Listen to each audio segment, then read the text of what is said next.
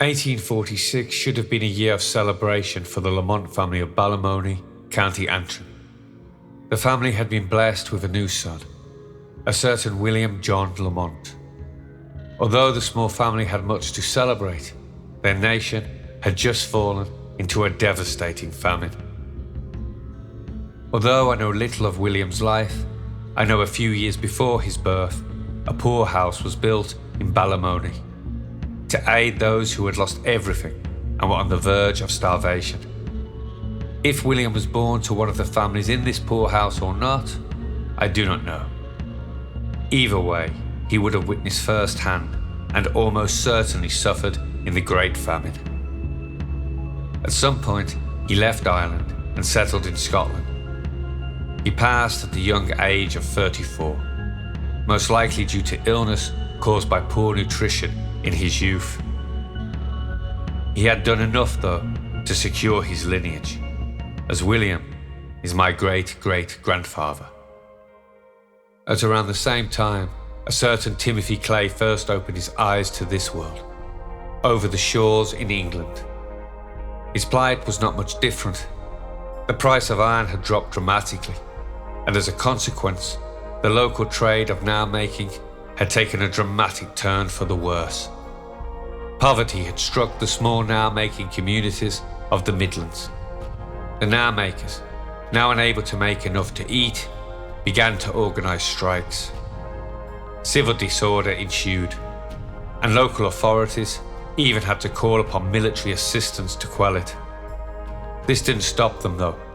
Strike after strike occurred, as no matter how hard they worked, no food could be put upon their tables.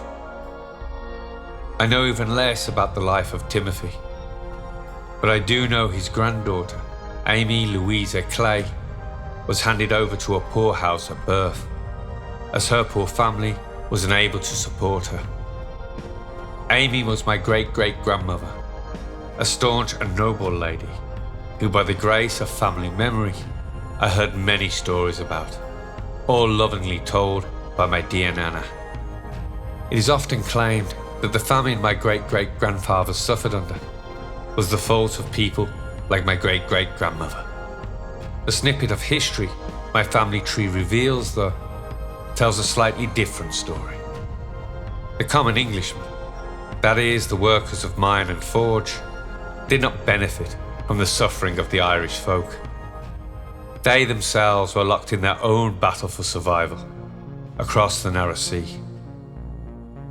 Few know that the Irish had suffered a food shortage in the late 1700s. You do not hear of this famine, though, because there never was one. The ports of Ireland were closed. No food could leave the island. Thus, starvation of the population was averted by sound measure. This did not please the wealthy merchants, who got fat off of the hardships of the common man. In the Great Famine, the Great Genocide and orchestrated land theft of the Irish peoples, no such measure was enacted. The merchants made their pretty pennies as the poor starved and were forced out of their homes. To gain access to the poorhouses set up to aid the starving, you could not own land. If you did, especially with valuable commodities like housing, you would also be forced to pay for the poorhouses via the poor tax. As you can imagine, this only exacerbated the problem, whilst driving a wedge between the folk. With tenants unable to pay, their houses, instead of being sources of income, became burdens for the landowners. As soon as they became empty, they were knocked down. With housing and land becoming too expensive to own, land prices dropped. This gave the super wealthy rich pickings, whilst the poor became totally dispossessed. Some tried to escape this ordeal by begging and borrowing to afford a ticket to the new world. For many, though, this would only end in further tragedy. Many unscrupulous merchants would take advantage by selling tickets at extortionate prices. This was not their worst crime, though. Some would even purchase boats in ill repair, take out high insurance on the vessel, with the full knowledge that these ships would never make it to their destination. Many of these coffin ships sank at sea, all souls aboard lost. How many died in such a way, no one knows. But again, the merchants made their wretched coin. Many may blame British rule for the situation, and to a point, I agree. But what of the common Englishman? What was his plight? The poor laws introduced in Ireland had already been in effect in England and Wales for some time. The workhouse was a common sight in English towns since the 17th century. A description by Sir Frederick Eden in 1797 gives us insight into their operation and conditions.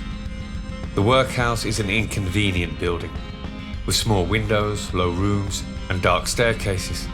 It is surrounded by a high wall that gives it the appearance of a prison and prevents the free circulation of air.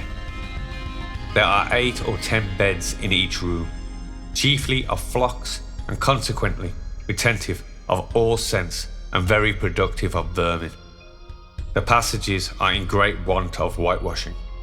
No regular account is kept of births and deaths, but when smallpox, measles, and malignant fevers make their appearance in the house, the mortality is very great. Of 131 inmates in the house, 60 are children. They were initially set up for the frail and young. Children were often sent alone, split from their parents, as was little Amy, my great-great-grandmother. With war and bad harvests ravaging England in the 1800s, demand became high. Able-bodied workers were not given access to them, nor wanted it if they could avoid it. Instead, certain amounts of relief were handed out to people not within their walls. This would all change though, with an amendment to the Act in 1834.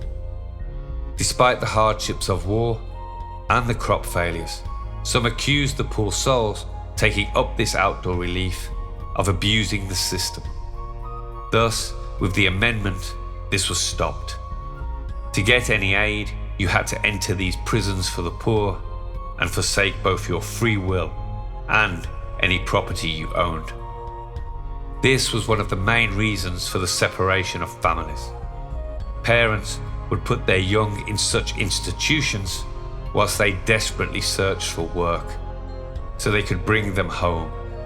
A home with food on the table, that is. Daily life in a workhouse was a grim ordeal too. They were only allowed to allot food to the inmates, no clothes or other essentials, and for this pitiful amount of grain were forced to work. Where no meaningful work could be found, they would be given tedious tasks, such as splitting rope, to earn their meagre rations. In Scotland today, there are many a wall built over mountaintop, serving no purpose. They were built to give these poor souls work to do, for fear a handful of oats would go to someone who was deemed lazy. Across the sea, as you might imagine, with the infrastructure already in place, when iron prices dropped, causing the now makers to be unable to make a living, many families, unable to put food on the table, ended up in these workhouses, losing all they had worked for over generations in the process. Their plight was already a hard one. Unable to sell their wares directly, they had to sell through Tommy shops. Effectively, they bartered their nails for goods, not money. The products on offer were normally of low quality and were priced much higher than in normal outlets. In vain they organised strikes and pleaded, but invariably the leaders of such actions were beaten and abused as a message to the others. With the strikes having no effect, this led many into generational poverty, never fully recovering from their losses. Thus, already with nothing, the plight of thousands of little Amy Clays was sealed long before their birth. Even through all this misery and heartache, they still soldiered on, never allowing this to break them. Amy grew to be strong and dignified. So too did little William. They forged their legacy, not in gold, but in something far more valuable: blood. I am here today as testament to their endurance, their tenacity. Which brings me to why I wrote this piece. This video is a little different from our normal fare, but to honour our ancestors, we must understand their plight. No one was there to comfort little Amy when she cried for her mother's touch. In fact, my Nana, who adored her grandmother so, never knew of her ordeal till I uncovered it. Amy grew to be a proud lady of noble nature, who would never deign to tell others of her hardships. As for young William, I often wonder how many times he kept quiet about the pains in his stomach from lack of food, knowing his loving parents could not answer his pleas. We cannot turn back the hands of time. We cannot undo what has been done. As much as we wish, we cannot be there to comfort them in their time of need. We can, however, remember them. The power of acknowledgement is underrated. To acknowledge another's deed or pain can create powerful bonds of attachment. This is just as true of the dead as it is of the living. When we remember, when we acknowledge our forebears' hardships and lives, we show we care. Our hands reach through time and lay themselves upon their shoulders and gently whisper, "It was not in vain." This can also have a profound effect upon our own lives. In remembering them, we acknowledge ourselves. I am often amazed at how so many of my people diminish the suffering of their own, falsely believing that their ancestors are the cause of all the ills of the world. When I hear a young European state, they hate white people, my heart breaks. Not just for them, but for those who went before. I do not know what happens in death, but I know in remembrance all things live. To be forgotten, for your plight to go unacknowledged, must be the sharpest pain the dead can feel. To have your love reduced to an accusation of hatred must be like a second death. Although this piece speaks of my ancestry, I know that everyone listening to this has their own tales. Each and every one of you has 1,000 or more stories of your own. I urge you to uncover what you can, and whenever possible, remember them, acknowledge them, and give them the gift of life and love once more.